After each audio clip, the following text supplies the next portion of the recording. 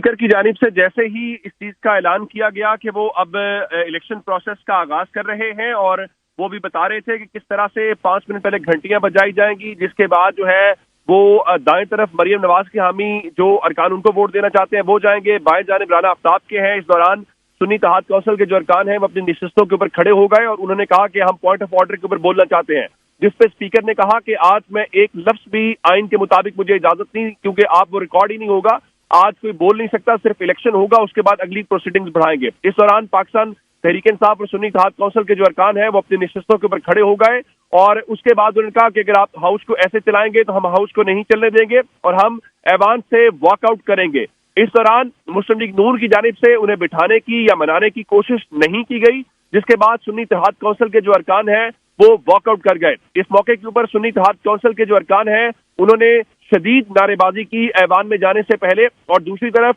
जो मुस्लिम लीग नून के अरकान हैं अपनी नशिस्तों के ऊपर उन्होंने भी नवाज शरीफ की तस्वीरें उठाई हुई थी और उन्होंने भी नारेबाजी की। लेकिन खास बात क्या थी कि अरकान की नारेबाजी तो हम पहले भी देखते हैं और मछली मंडी का माहौल बन ही जाता है, लेकिन आज जो मेहमान गैलरीज है वहां पे आप फुटेजेस देख भी पा रहे होंगे जो कि वहां पे जो मौजूद लोग हैं जो यकीनी तौर पे ज्यादा तादाद में मुस्लिम लीग नून के थे, वो सुन्नी इत्तेहाद कौंसिल के अरकान की तरफ इशारे करके शदीद नारेबाजी करते हुए दिखाई दिए